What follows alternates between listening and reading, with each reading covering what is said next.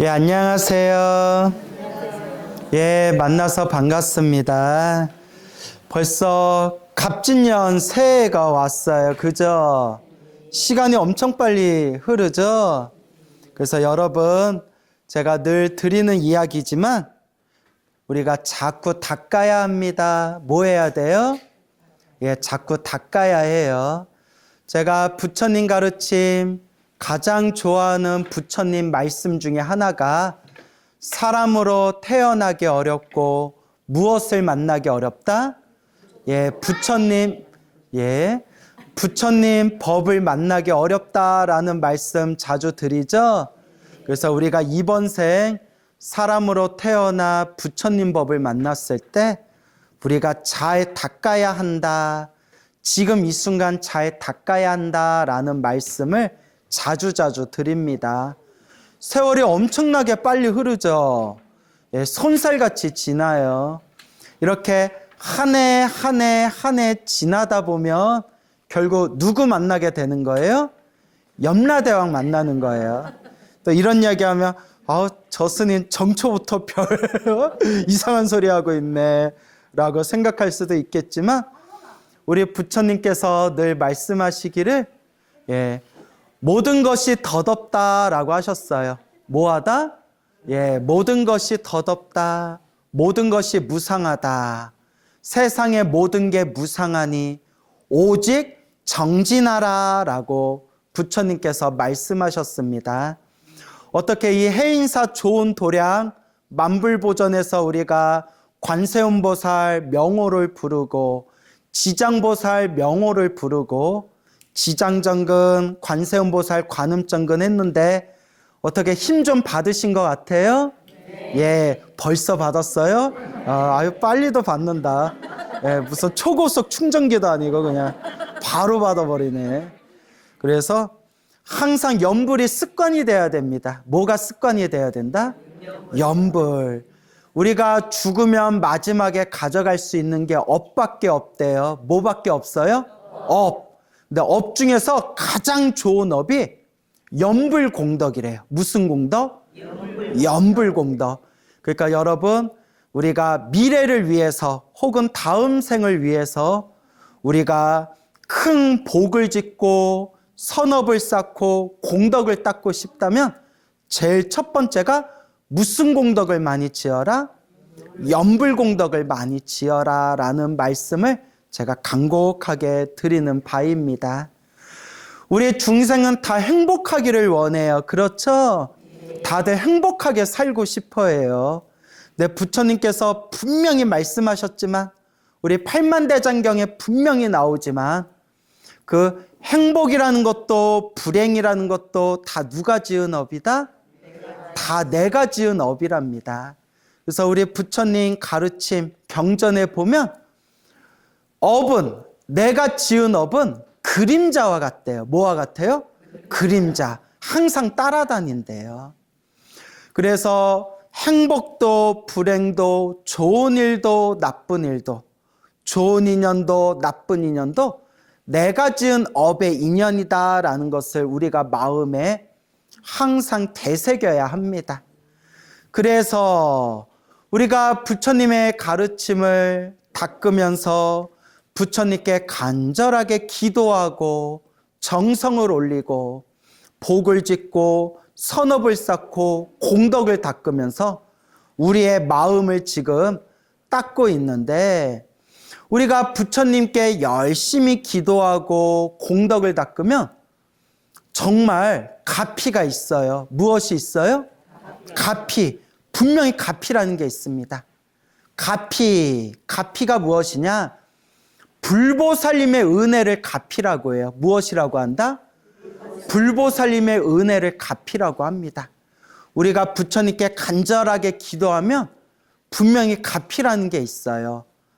단, 스님, 저는 열심히 기도하고 복을 짓고 공덕을 닦았는데 왜 이렇게 자꾸 안 좋은 일이 생길까요? 왜 이렇게 자꾸 힘들고 괴롭고 답답한 일이 생길까요?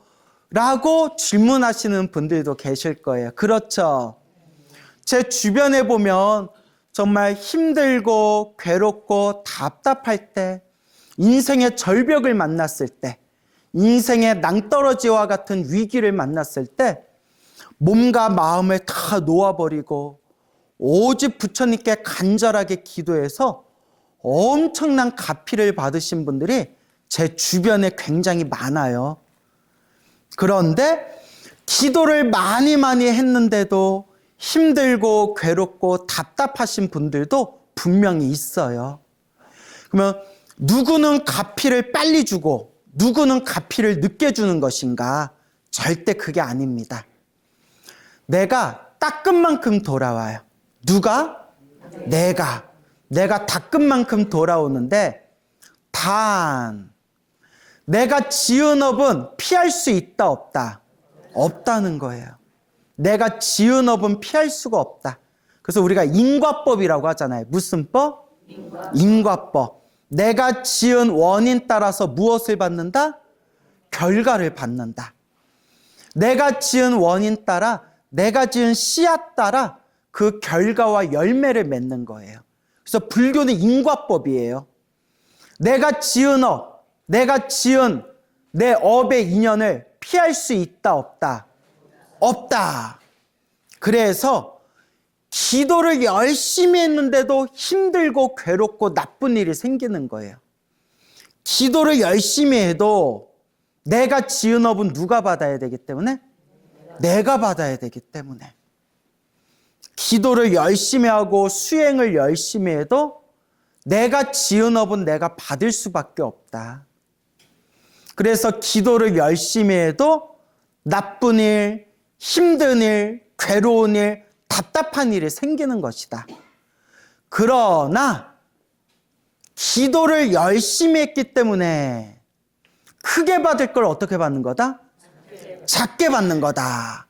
이걸 우리 불자들이 명심하셔야 돼요. 내가 지은 업은 내가 받아야 되니까 기도해봤자 내 업을 피할 수가 없구나. 기도를 열심히 해도 내가 지은 업은 내가 받아야 되는구나. 그러니까 기도해도 그냥 땡처리 되는 거구나. 아무 의미 없구나.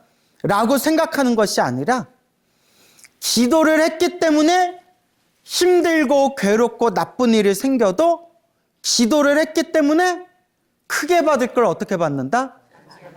작게 받는 것이다 라는 것을 우리가 명심해야 됩니다. 꼭 명심하세요. 인과법. 내가 지은 업은 누가 받는다? 내가 받고, 내가 힘들고 괴롭고 답답한 일을 겪는 것도 누가 지은 업이다? 내가 지은 업이고, 또 내가 기도를 열심히 한 선업의 힘에 의해서 내가 받아야 할 큰 업보를 또 어떻게 받을 수 있다? 작게 받을 수 있다. 그래서 진정한 불자는 마음이 흔들리지를 않아요. 진정한 불자가 아닌 그냥 왔다 갔다 바람 부는 대로 훅훅 불어나가는 불자들은 기도 열심히 하다가도 힘들고 괴롭고 나쁜 일을 만나면 아이고 부처님 영험이 없나 보다. 기도해도 아무 소용이 없나 보다. 마음에 이렇게 의심과 의혹이 일어나고 마음의 중심이 흔들리지만 인과법을 믿고 인연법을 믿고 부처님 가르침을 올바로 닦는 우리 찐 불자들은 내가 수행하고 기도하고 복과 선업과 공덕을 닦으면서 혹 힘들고 괴롭고 나쁜 일이 생겨도 흔들린다, 흔들리지 않는다. 흔들리지 않는다. 아, 이것도 누가 지은 업이구나? 내가 지은 업이고, 그나마 내가 지은 내 업을 내가 받는 거지만 내가 기도하고 공덕을 닦았기 때문에 크게 받을 걸 어떻게 받는구나? 작게 받는구나. 마음에 되새기면서 매일매일 염불하고 기도하고 복을 짓고 선업을 짓고 공덕을 짓는 그런 불자의 삶을 우리가 한 걸음 한 걸음 잘 닦아나가야 합니다. 맞습니까?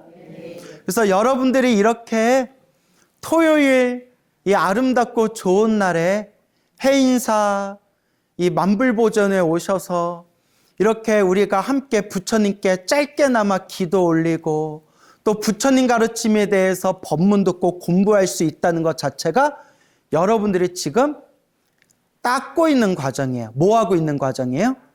닦고 있는 과정이에요. 지금 여러분들 우리 해인사 법당에 와서 부처님께 절이라도 한번 하고 관세음보살이라도 한번 부르고 지장보살이라도 한번 부르고 이렇게 우리가 부처님의 가르침 법문을 함께 들을 수 있다는 것 자체가 그래도 여러분들이 지금 무엇을 짓고 있는 거예요? 복을 짓고 있는, 선업을 짓고 있는, 공덕을 닦고 있는 과정이에요. 믿습니까, 여러분? 예, 믿음을 가지시기 바라요. 우리 한국 불교 가장 정성기가 고려시대였어요. 신라시대, 고려시대. 특히 고려시대 때에는 정말 우리 한국 불교의 가장 정점을 찌르던 그런 시기였거든요. 고려의 11대 왕이 문종이에요. 누구요? 문종. 문종의 네 번째 아들이 태어났대요. 11대 왕이었던 문종에게 네 번째 아들이 출생을 했는데 이 아들이 왕자님이 네 번째 왕자님이 출생했는데 엥엥 울면서 그치지를 않는 거예요. 낮이나 밤이나 울음을 그치지를 않는데 이거 또 희한한 일이 하나 있는 거예요. 이 왕자님이 넷째 왕자님이 왼손을 꼭 쥐고 태어나서 몇 날 며칠이 지났는데도 왼손을 펴지를 않더래요. 무슨 손을 피잖아요? 네, 손을 피지를 않더래요. 왜 이러냐 애기야, 왜 이러냐. 왕자님 왜 이러십니까, 왕자님. 그러거나 말거나 그냥 나는 그냥 울련다. 엥엥 하고 울고 있어요. 이게 어쩌면 좋단 말인가. 우리 왕자가 왜 저렇게 울고 있고 왜 손이 펴지지를 않는 거냐 하고 임금님과 왕비님이 근심에 빠져 있는데 어디선가 멀리서 떡 싸세요가 아니라 나무를 나무 목어 치는 소리가 들리는 거예요. 나무 목어를 딱 때리는 소리가 멀리서 임금님이 살고 있는 궁궐에까지 그 딱 나무 치는 소리가 들리는데 그 소리가 어디선가 은은하게 들리니까 왕자님이 울음을 뚝뚝 치는 거예요. 놀래가지고 왕하고 왕비가 이 소리가 무슨 소리냐, 이게 무슨 소리냐. 이 소리도 아닙니다. 뭐 그거 아시죠, 광고? 네? 이 소리도 아닙니다. 그럼 이게 어디서 나는 소리냐? 멀리서 절에서 딱딱딱딱 목어 나무 치는 소리가 은은하게 들리는데 주변에 있는 사찰을 아무리 둘러봐도 이 소리가 어디서 들리는 소리인지 알 수가 없는 거예요. 그래서 왕이 똑똑하고 지혜로운 신하들 몇 명을 추려가지고 명을 내립니다. 울고 있던 우리 왕자가, 어린 이 갓난아이 왕자가 저 목어 두드리는 은은한 소리에 울음을 그쳤다. 그러니 뭔가 깊은 곡절이 있을 것이다. 뭔가 깊은 인연이 있을 것이다. 그리고 신하들에게 명을 내립니다. 그대들이여, 이 소리가 어디서 들리는지 찾아오너라. 지금 같으면 뭐 내비게이션이라도 있을 텐데 그거 어디서 찾아. 그래서 이 똑똑하고 지혜로운 신하들이 온 신경을, 온 정신을 모아가지고 그 은은한 소리가 들리는 곳을 찾아가기 시작하는데 찾아서 가보니까 바다 건너서 들리는 거예요. 어디서? 바다 건너서. 그래서 배를 구해가지고 바다 건너서 도착했더니 중국이에요. 중국 땅. 중국 땅에서 그 소리가 들리는 거예요. 야, 요새 애들한테 이런 얘기하면 믿어요, 안 믿어요? 안 믿을 거예요. 근데 믿거나 말거나 이제 우리 불교설화에 나오는 이야기예요. 바다 건너 중국 땅에 내렸는데도 저 멀리서 은은하게 딱, 딱, 딱 소리가 들려서 찾아서 갔더니 몇 날 며칠 동안 찾아서 갔더니 중국의 항주라는 고을이에요. 항주. 무슨 주? 항주. 항주에 큰 호수가 있는데 그 호수를 경호라고 부른대요. 무슨 호? 경호라고 부르는 호수가 있대요. 그 경호라는 호수에 아주 작고 이쁜 절이 있는데 그 작고 예쁜 절에서 딱 소리가 나는 거예요.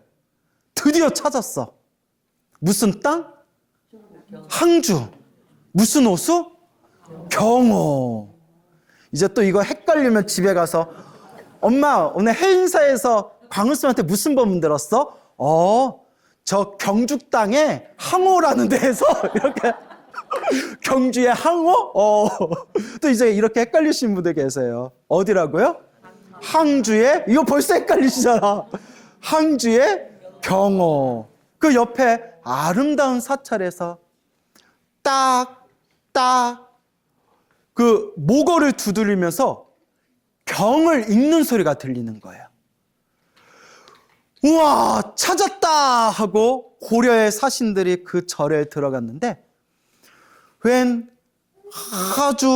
아주 맑고 깨끗하게 생기신 노스님께서 앞에다가 나무 모거, 우리 목탁 같은 큰 모거를 두고 딱 그 모거를 치면서 경전을 독송하고 계셨던 거예요. 우리를 치면 목탁 치면서 연불 하고 계신 거예요. 딱 저 소리가 바로 그 소리였구나.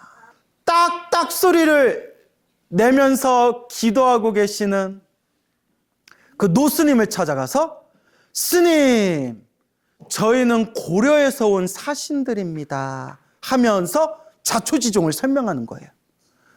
네 번째 왕자님이 태어났는데 울음을 그치지 않다가 멀리서 은은하게 들리는 모거 소리에 울음을 그치게 되었습니다. 근데 우리 왕자님이 아직도 왼손을 꼭 쥐고 있고 이 손가락을 펴지를 않고 있습니다. 우리 왕께서, 임금님께서 이 모거 소리가 들리는 곳과 이 왕자가 인연이 깊은 것 같으니 그곳에 가서 이 모거 소리의 주인공을 찾아서 왕궁으로 모셔오거라 라고 저희들에게 명을 내리셨습니다. 스님, 노스님, 저희 고려 땅으로 함께 가주실 수 있겠습니까? 그러니까 그 노스님이 허허 나 비싼데 고려까지 가려면 나 그렇게 나 쉽게 움직이는 사람 아닌데 라고 할 리는 없고요. 그거 참 신기한 일이요. 그래, 함께 고려로 가겠어 하고 이제 몇 날 며칠 동안 다시 걸려서 드디어 그 항주 땅 경호라는 그 사찰에 있는 노스님을 모시고 고려의 사신들이 고려 그 왕궁으로 들어오게 됩니다. 그래서 이제 왕께 인사를 올리는데 왕하고 왕비님이 아이고 스님 와주셔서 고맙습니다. 저렇게 멀리 중국 땅에서 여기까지 오셨으니 얼마나 고생이 많으셨겠습니까? 우리 넷째 왕자 좀 한번 봐주십시오. 그래서 노스님이 넷째 왕자, 갓난아이가 누워있는 그 왕자가 거처하고 있는 방에 들어가서 왕자님을 딱 봤는데 그 넷째 왕자가 중국에서 오신 노스님을 보고 까르르 하고 웃더래요. 태어나서 처음 웃더래요. 까르르 웃는 거예요. 이쯤 되면 왕이 의심을 한번 해봐야 돼. 누구한테? 왕비한테. 너 솔직히 얄게. 너무 심했나? 부처님 죄송합니다. 말해놓고 너무 심했다. 그죠? 쓰리쓰리 마쓰리 쓰리다. 근데 생각해보면 아버지 입장에서 내가 갔는데 안 웃었는데 딴 남자가 갔는데 애가 웃으면 솔직히 의심해 볼 만하잖아요. 예. 쓰리쓰리 마쓰리 스쓰리 사마. 예. 그 웃자고 한 말이에요. 예, 큰일이다. 야, 나도. 노스님이 넷째 원장님을 보니까 까르르 웃더래요. 그러면 주위에 있던 사람들이 다들 놀래가지고 야, 이게 어쩐 일이야, 어쩐 일이야. 노스님하고 왕자님하고 정말 전생부터 무슨 인연이 있었나 봐 하는데 그 왕자님이 왼손을 꼭 쥐고 있잖아요. 아무리 풀려고 해도 풀리지가 않았다. 그 왼손을 노스님이 손가락을 손바닥으로 만져주니까 왕자님 손가락이 딱 펴지더래요. 펴지는데 어이구머니나 손바닥에 3글자가 적혀 있더래요. 몇 글자? 3글자. 따라해 보세요. 3글자. 아니 3글자 따라하는 게 아니라 예. 우리 보살님 사회생활하기 힘드시잖아. 3글자를 따라하는 게 아니라 3글자 그래요? 예. 자, 이제 따라해 주세요. 예. 자, 다 내 탓이에요. 다 내 탓이에요. 내가 말을 헷갈리게 해서 그래. 예. 보살님은 아무 잘못이 없어요. 와준 것만도 고마워요. 자, 따라해 보세요. 불무령. 불무령. 부처님은 없을무 없다. 뭐가 없다? 영험함이 없다.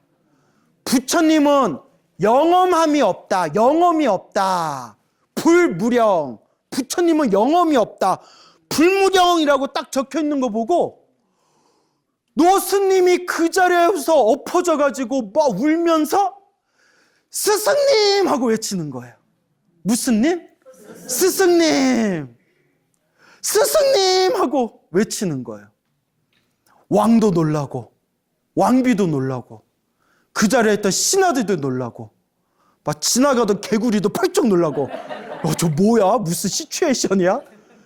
스승님! 막 이러는 거예요. 그리고 막 노스님이 막 우는 거예요. 애기는 웃고 노스님은 울고 왕하고 왕비는 멍 때리고 뭐야? 뭐냐? 이거 뭐냐? 이제 시간이 지난 뒤에 노스님이 눈물을 그치고 마음 흥분이 가라앉은 걸 보고 차 한 잔을 주면서 왕하고 왕비가 물어봐요. 스님께 여쭤봐요. 스님, 왜 그러십니까? 무슨 일이 있어서 그러십니까? 노스님이 눈물을 뚝뚝 흘리면서 왕이시여, 왕비시여, 지금 제 말을 못 믿을 수도 있겠지만 제가 지금부터 하는 말은 부처님을 제가 맹세하고 제가 지금 하는 말은 진실입니다 하면서 이제 썰을 푸는 거예요. 뭘 풀어요? 썰을 풀어요. Listen. 잘 들어보란 뜻이에요. 왕이시여, 왕비시여, 제가 젊었을 적에 제가 스승님으로 모시던 큰 스님이 계셨습니다. 평생 수행만 하셨고 불심이 지극하셨고 항상 주변에 불쌍하고 헐벗은 사람들에게 늘 자비를 펼치시던 아주 자비로우신 큰 스님이었습니다. 그런데 그 큰 스님께서 일체 모든 중생들이 행복하기를 발언하면서 그리고 당신께서 깨달음을 얻기를 발언하면서 지극정성 천일기도를 하셔서 천일기도를 딱 마치셨는데 천일기도를 마치시고 갑자기 다리에 힘이 풀려서 앉은베이가 돼버렸습니다. 이걸 어쩌나, 우리 스님 이걸 어쩌나 하고 있는데 또 앉은베이가 된 지 다리를 못 쓰는 안진뱅이가 된 지 또 1년이 지난 뒤에 눈이 멀어서 장님이 돼버렸습니다. 우리 스님처럼 수행 열심히 하고 우리 스님이 정말 수많은 사람들에게 자비를 펼치셨는데 어떻게 이런 일이 생기나? 어떻게 이런 일이 생기나? 눈이 멀어서 장님이 되고 나서 또 1년이 지났는데 1년이 딱 지나고 나서 하늘의 벼락을 맞아서 돌아가셨습니다. 이러는 거예요. 기도를 마치고 첫 번째는 뭐가 됐어요? 안진뱅이가 되고 1년이 지난 뒤에 뭐가 됐어요? 네, 장님이 되고 또 1년이 지난 뒤에 어떻게 됐어요? 벼락에 맞아서 돌아가셨다는 거예요. 제자였던 저는 하늘을 원망하고 부처님을 원망하면서 스승님의 다비식을 올릴 때 스승님 손바닥에 피눈물을 흘리면서 3글자를 적었습니다. 그게 무슨 글자였다? 불무령. 부처님이 영험이 없구나. 이렇게 열심히 수행하고 열심히 기도하고 널리 불쌍한 사람들을 자비심으로 도와주고 보살폈는데 이렇게 열심히 수행을 하고 기도를 하시고 공덕을 닦으셨는데 안징뱅이가 되고 장님이 되고 벼락에 맞아 죽었으니 무슨 부처님한테 영험이 있냐? 부처님은 영험이 없다. 불무령이라고 쓰고 스님의 몸에 불을 붙여서 다비식을 한 뒤에 자기는 몇 년 동안 전국 방방곳곳을 다니면서 반미치광이가 되어 폐인처럼 살다가 어느 날 내가 이렇게 살면 안 되지. 내가 이렇게 살면 안 되지. 그래도 돌아가신 스승님께서 나를 얼마나 아끼셨는데 내가 이렇게 살면 안 되지. 그래서 버려졌던 스승님하고 자기가 살고 있었던 그 버려진 그 절에 다시 돌아가서 절을 다시 재건하고 우리 스승님이 부디 좋은 곳에 다음 생에라도 좋은 곳에 태어나기를 발언하면서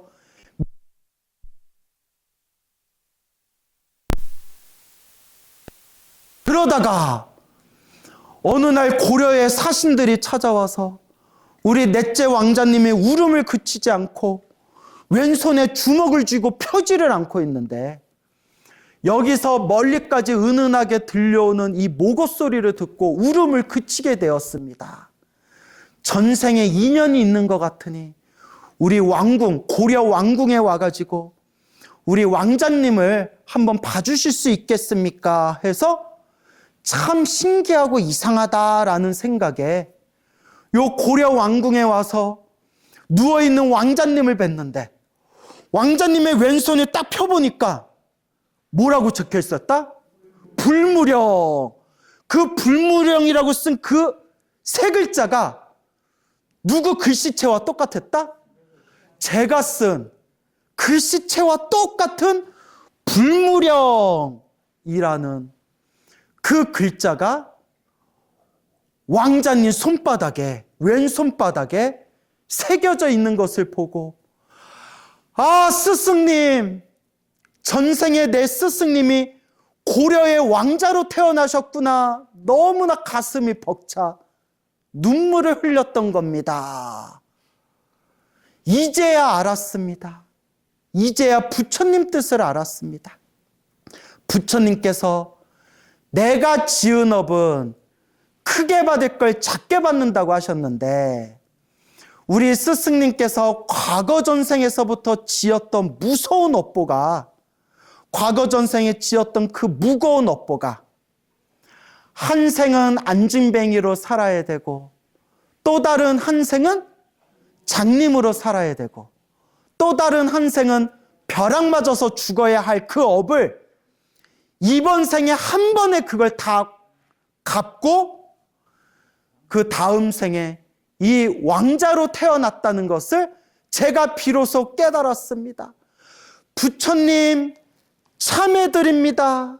부처님 감사합니다 하면서 눈물을 뚝뚝 흘리니까 왕자님도 울고 왕도 울고 왕비도 울고 신하도 울고 아까 지나가다 멈췄던 깨구락지도 울고 그런 뜻이었구나 라고 했던 불교설화가 전해지고 있습니다.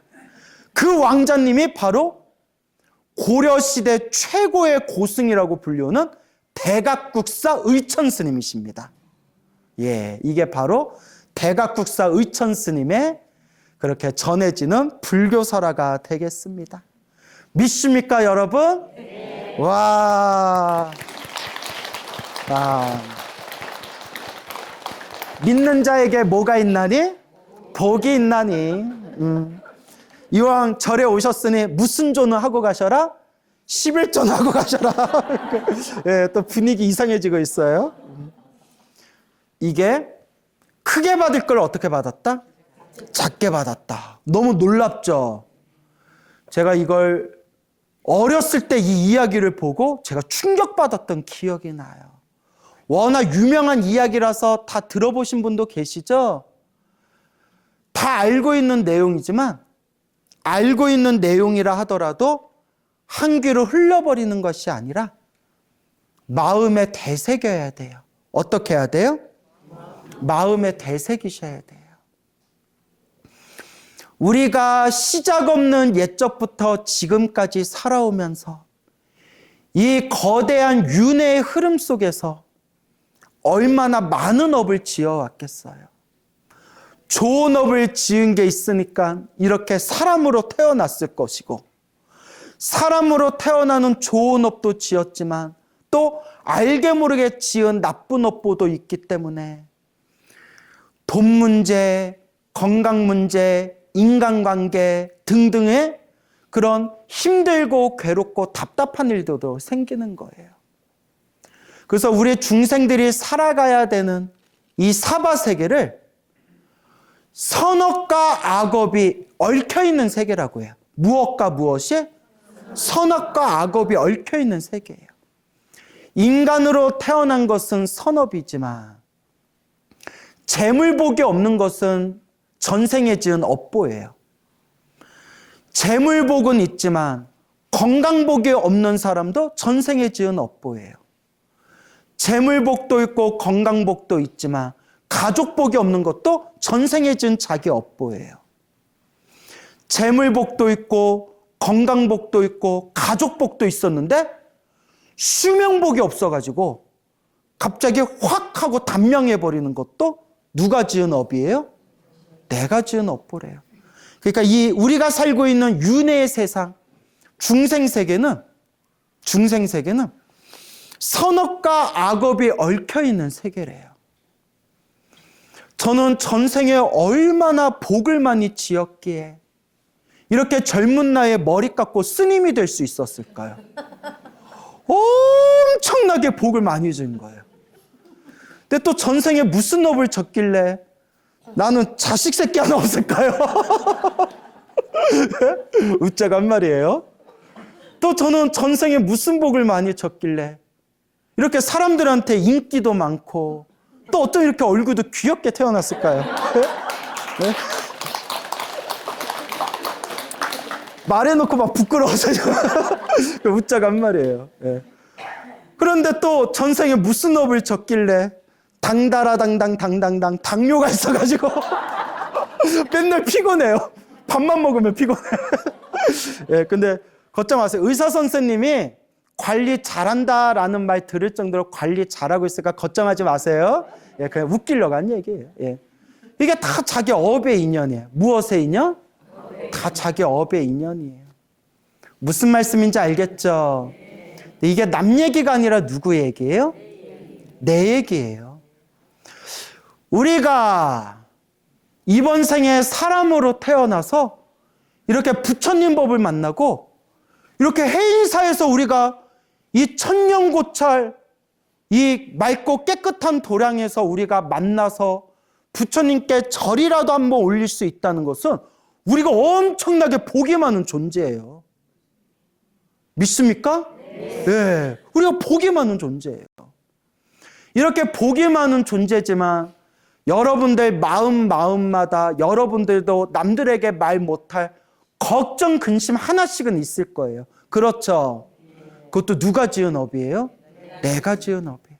그래서 불교는 따라해보세요. 인과법, 인연법, 다 내가 지은 업의 인연이다. 결국 누가 닦아야 돼요? 내가 닦아야 돼요. 그래서 그 대각국사 의천 스님이 갓난아기였을 때 손바닥에 뭐라고 적혀 있었다고 했어요? 불무력. 부처님은 영험이 없다. 이 이야기를 노스님께 들은 그 왕과 왕비가 감탄하면서 뭐라고 이야기했느냐. 스님, 이제부터는 불무량이 아니라 없을 무자를 있을 유자로 바꿔서 뭐라고 불러야 되겠습니다? 불유령. 부처님은 영험이 있다. 인과법, 인연법이에요. 그래서 여러분들이 힘들고 괴롭고 답답할 때일수록 더 열심히 기도하고 염불 해야 돼요. 누가 닦아야 된다? 내가 닦아야 된다. 시작 없는 옛적부터 살아오면서 알고 지었건 모르고 지었건 탐욕과 성냄과 어리석음에 물들어서 몸과 말과 생각으로 얼마나 많은 죄업을 지금까지 지어왔는가. 거룩하신 부처님, 제가 지은 모든 나쁜 악업을 지금 이 순간 참회합니다라는 마음으로 간절하게 기도하고 염불하셔야 돼요. 알겠죠? 네. 그리고 여러분들이 인생을 살아오면서 기쁘고 즐겁고 행복한 일이 많았다면 이것도 누가 지은 복이다? 내가 지은 복이기 때문에 내가 지은 복으로 내가 이번 생 편안하게 살아왔으니 이번 생 더 열심히 복을 지어야 되겠다라는 마음을 일으키셔야 돼요. 결국 누가 지은 복대로 살아간다? 내가 지은 복대로 살아간다. 누가 지은 업대로 살아간다? 내가 지은 업대로 살아간다. 그래서 여러분 매일매일 염불하시고 매일매일 기도하시기 바랍니다. 알겠죠? 네. 그리고 기도하고 복을 지으면서 항상 이 공덕을 닦아야 된다라는 것을 명심하시기 바랍니다. 여러분 형편껏 여러분들이 내 선업의 저축, 내 선업의 저축 창고에 차곡차곡 내 복을, 내 공덕을 쌓아나가야 됩니다. 그래서 꼭 명심하시기 바랍니다. 우리 대각국사 의천 스님의 과거 전생 이야기처럼 1년 동안 다리 안진뱅이가 됐고 1년 동안 장님이 됐고 1년 후에는 결국 벼락을 맞아서 죽었지만 그것도 3생에 받아야 할 그 무거운 업보를 얼마 만에 받은 거다? 3년 만에 다 받은 거예요. 3년 만에. 3생을 받아야 되는 거. 그러니까 우리가 한 생에 80살을 산다고 했을 때 몇 년을 받아야 되는 거? 240년을 받아야 되는데 240년을 몇 년 만에 퉁쳤어요? 3년 만에 퉁쳤어. 야, 진짜 세상에 이런 남는 장사가 어디 있어요? 240년 3생을 받아야 할 업보를 3년 만에 크게 받을 걸 작게 받은 것이다. 그러니 내가 기도를 열심히 했는데도 나쁜 일이 생기는 것은 부처님 업장소멸입니다. 제가 크게 받아야 할 업보를 어떻게 받은 겁니다? 작게 받은 겁니다. 라는 마음으로 꾸준히 염불하고 꾸준히 복을 짓고 꾸준히 부처님 가르침을 잘 닦아나가시기 바랍니다. 그래서 여러분 따라해 보세요. 불유령. 부처님은 영험이 있다. 예, 성불하십시오.